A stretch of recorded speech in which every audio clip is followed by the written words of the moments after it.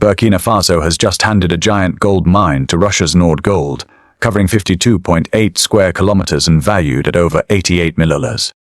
But why is Burkina Faso trusty with its gold while cutting ties with the West? Let's find out.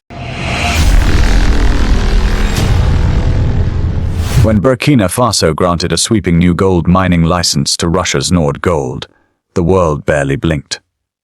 Yet beneath the quiet headlines, something profound was unfolding: a reconfiguration of power, loyalty, and survival. Not just for one country, but for an entire region gasping for independence from old masters. Gold has long whispered secrets through the corridors of Burkina Faso's history. Once known primarily for its cotton fields, the country has, over the past 2 decades, transformed into one of West Africa's glittering gold capitals. Buried beneath the dry Sahelian soil lies treasure that fuels not only national budgets, but also dreams of autonomy. Around 70 tons of gold now flow from Burkina Faso's mines every year, a volume powerful enough to reshape the fate of a nation if properly harnessed, or to keep it shackled if siphoned off through foreign manipulation. So when news broke that a vast 52.8 square kilometer site, known as the Neo Gold Project, had been handed over to a Russian firm, it struck a nerve that few dared to touch publicly. Officially, the deal looks straightforward. Nord Gold is expected to extract more than 22 tons of gold over an 8-year period, promising 51 billion CFA francs, around 88.7 million, to the government, and an additional 7 billion francs, approximately 12.2 million, to Burkina Faso's Mining Development Fund. The project is set to create 2,004 jobs, injecting liquidity into an economy still limping from sanctions and isolation. But real power is rarely about numbers on a page. In truth, the Nord Gold deal marks a silent yet irreversible shift away from a century of Western financial dominance toward a new model. One where the spoils of Africa might finally be negotiated on terms set by Africans themselves, or at least by allies willing to defy the Western monopoly. This is not just about gold. It is about Burkina. For decades, Burkina Faso entrusted its destiny to Western companies. French firms like Arriva and Canadian outfits like Semafo ran much of the region's mining network, repatriating profits while leaving behind more than environmental scars and broken promises of development. Western investment often meant ownership without responsibility, extraction without transformation. The gold went north, the poverty stayed south. Now, with this new license handed to Russia, a different equation is being tested. Russia does not carry the same colonial baggage that France does, and Burkina Faso's young leadership, particularly under Captain Ibrahim Traoré, is betting that a partnership with Moscow might offer more favorable and less exploitative terms. Whether that bet will pay off remains to be seen. But one thing is clear: Burkina Faso is no longer waiting for Western permission. The granting of the Neo site wasn't just an economic act. It was a declaration, a subtle but powerful challenge to a global system that has long treated African nations as chess pieces. The fact that this decision came shortly after Burkina Faso, alongside Mali and Niger, quit ECOWAS only amplifies the symbolism. After severing ties with a regional bloc seen as too cozy with Paris and Washington, Burkina Faso is now charting a course where traditional alliances no longer dictate internal policies. Nord Gold's entrance into Neo is also significant for another reason. Burkina Faso's new rulers are not afraid to bring in foreign partners, but they will choose those partners carefully, based on mutual survival rather than colonial legacy.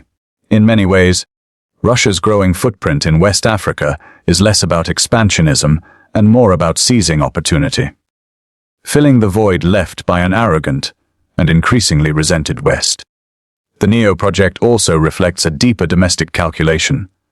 Captain Traoré, having come to power on promises of sovereignty and real wealth for Burkinab citizens, needs victories, tangible victories.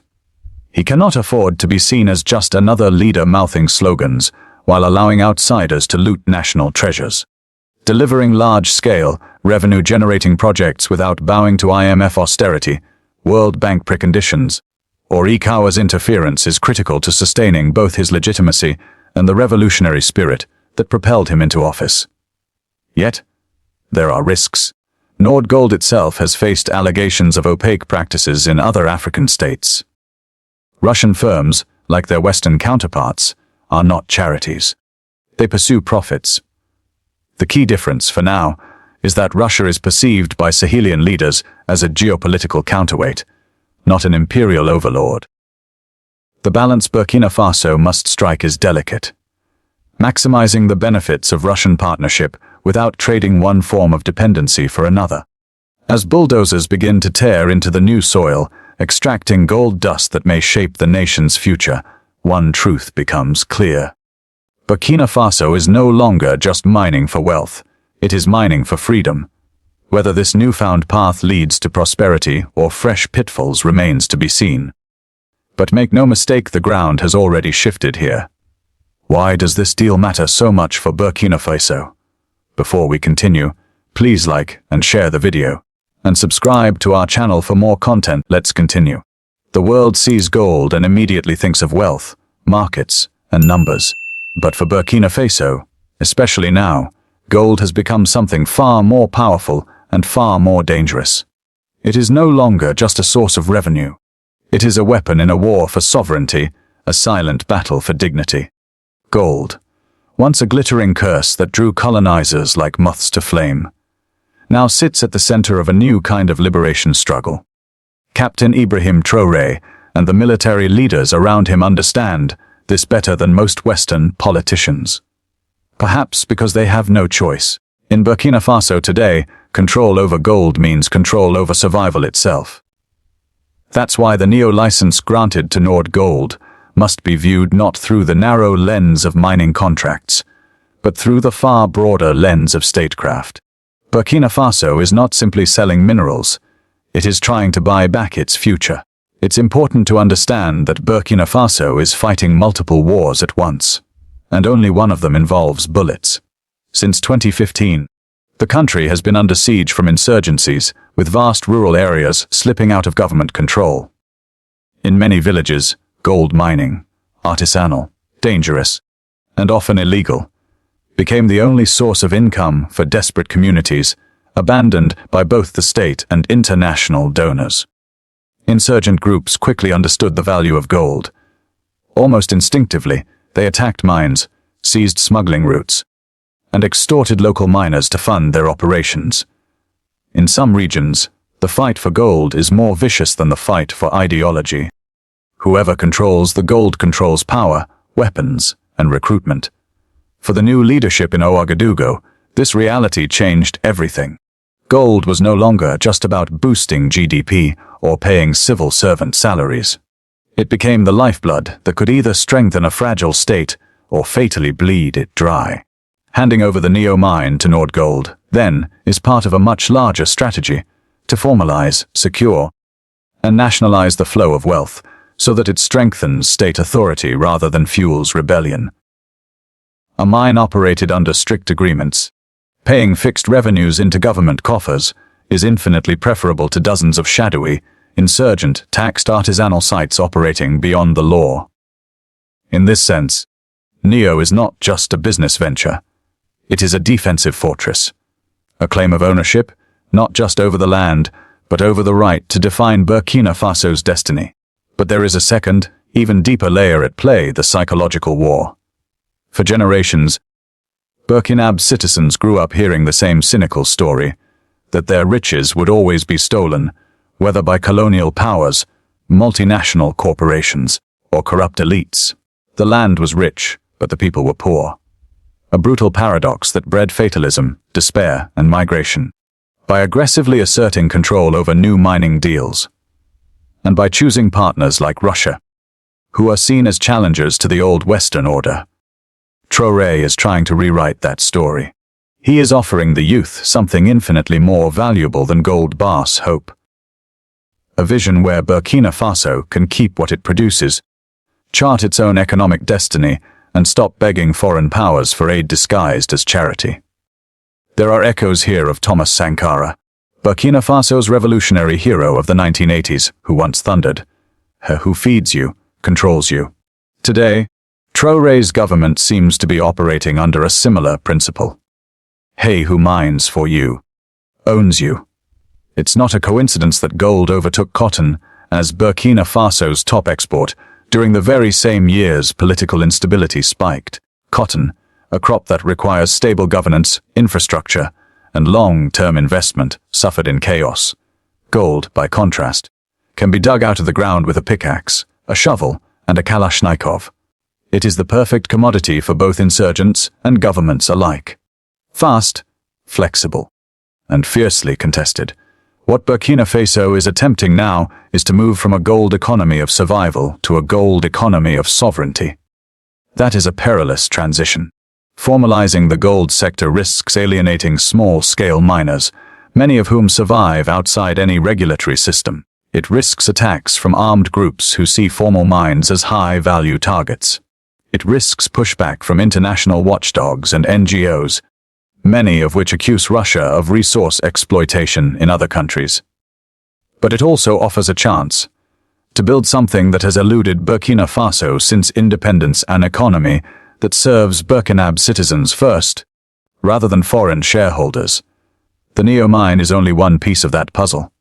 It is a bold experiment. Can a nation once stripped of its wealth now use that same wealth to buy back its freedom?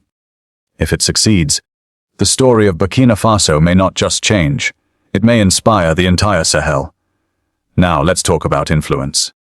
If gold is the lifeblood of Burkina Faso's new economy, then influence is the silent weapon shaping its political survival. The new mining deal with Russia's Nord Gold was not just about extracting metal from the ground.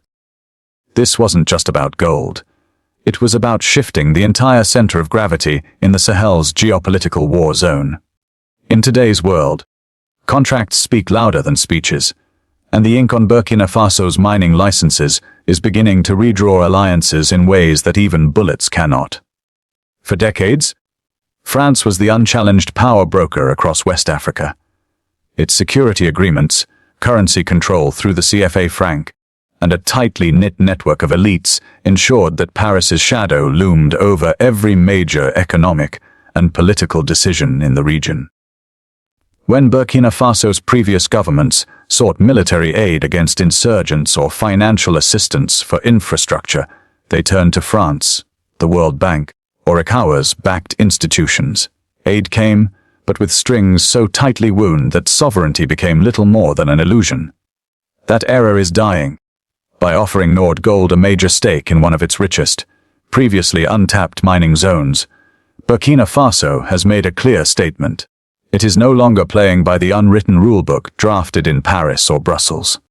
It is writing a new one, where Russia, not France, stands at its side, at least for now, and Moscow understands the stakes perfectly.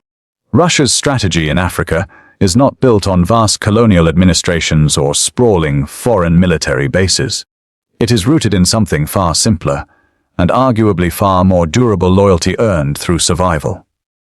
In countries like the Central African Republic, Sudan, Mali, and now Burkina Faso, Moscow has stepped in precisely where Western support collapsed, offering security partnerships, military advisors, and, crucially, unrestricted economic deals.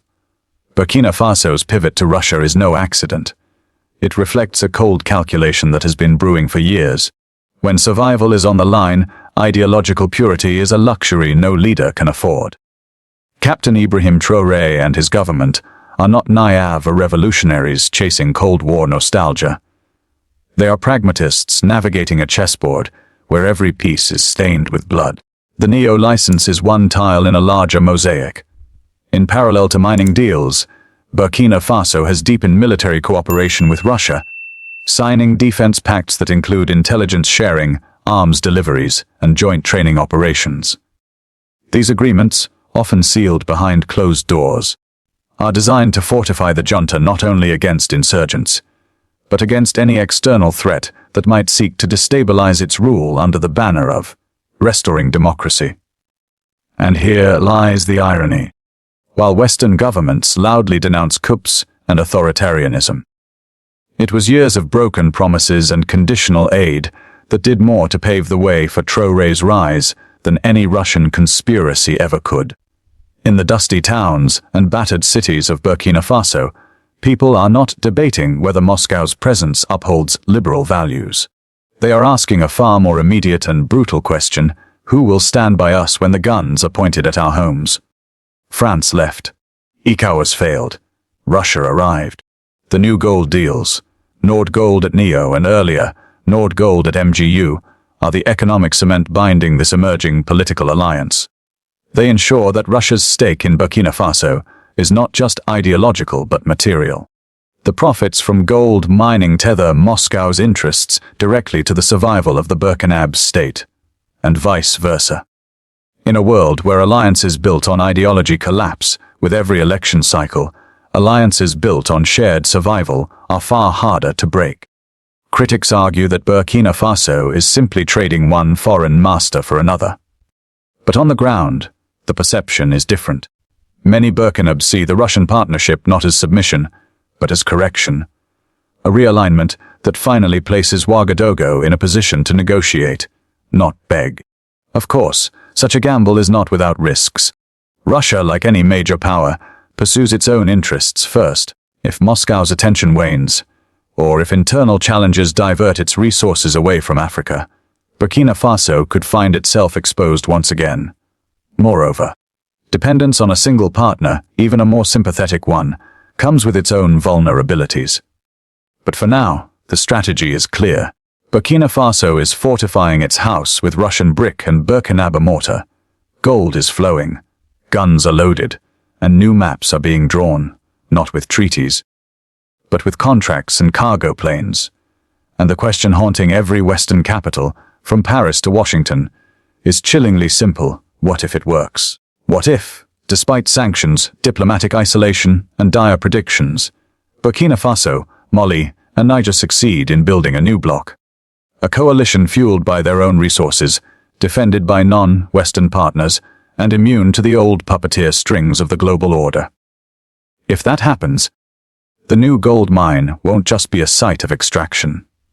It will be the spark that ignites a revolution larger than any battlefield victory. A revolution not of ideology, but of independence. Because the real story of Burkina Faso's Nord Gold deal doesn't end at the EW mine. It doesn't even end with the Russian defense treaties or the exit from ECOWAS. Those are just the opening moves. The true stakes are far greater. Captain Ibrahim Traoré's government isn't merely trying to survive the next year. They are quietly testing whether an entirely new model for Africa is possible. It's a dangerous, breathtaking gamble, and everyone is watching.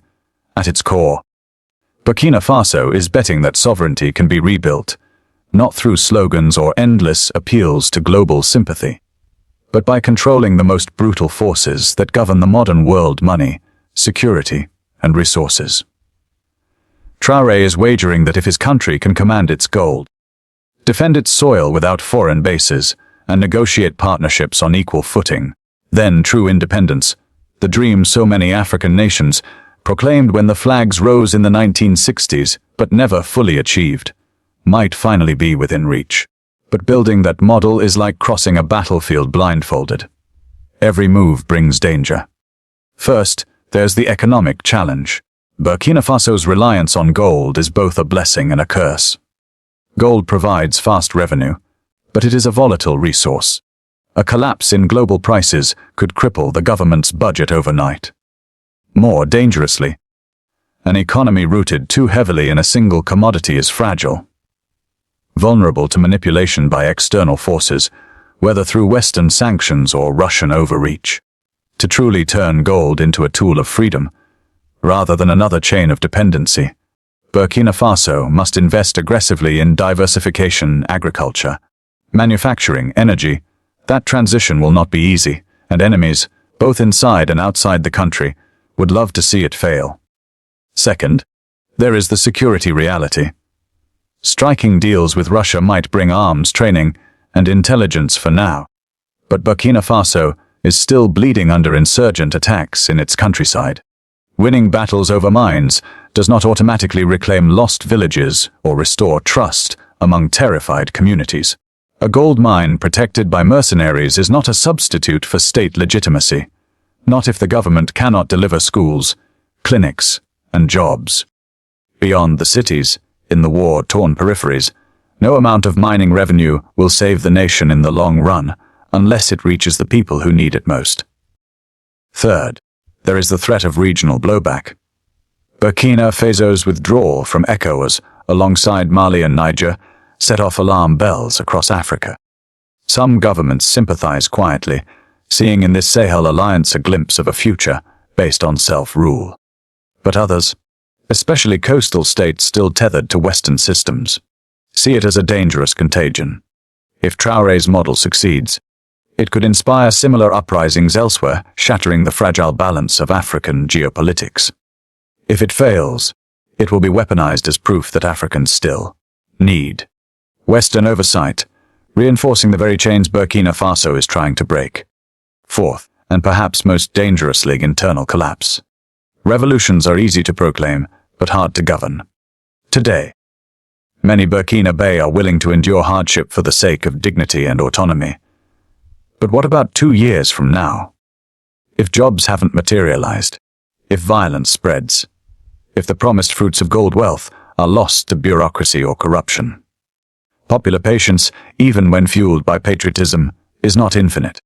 Traoré's greatest threat may not come from Paris or Washington, or even Moscow, but from the anger of his own people if expectation outpaces delivery. And yet, despite all these dangers, there is something undeniably electrifying about what Burkina Faso is attempting. In a world where most nations drift helplessly between superpowers, here is a small, battered country in the heart of Africa, daring to redraw the lines, daring to say no to old masters, daring to bet on itself. The new mining license, seen through this lens, is not just about gold. It is a test of whether true sovereignty is still possible in the 21st century. A test of whether natural resources can be harnessed without surrendering to the corporations that circle Africa like vultures. A test of whether security can be built without becoming a client state. A test of whether a people, long robbed of their destiny, can reclaim it through grit, force, and ruthless strategic calculation. Burkina Faso is walking a tightrope, where every misstep could be fatal. But every step forward also lights a path that others might one day follow. If Traoré can transform gold wealth into real development, not just mining towns, but roads, factories, schools, he will have done more than resist Western pressure. He will have built a template for African renaissance, one no amount of media smearing or diplomatic condemnation could erase. It will not be easy. It may not even be fair. The obstacles are immense, the dangers many. But for the first time in decades, the question facing Burkina Faso is not whether it can survive under someone else's rules. It's whether it can win by writing its own. And for a people long taught that their fate was decided elsewhere, even that question itself is already a revolution. Do you think Burkina Faso will fail? Will Traoré let his people down? Let us know in the comments. Want more videos like this one? Subscribe to our channel and hit the bell icon. We're telling the stories no one else will. Black rebellion, black existence, black untold history. Stay tuned.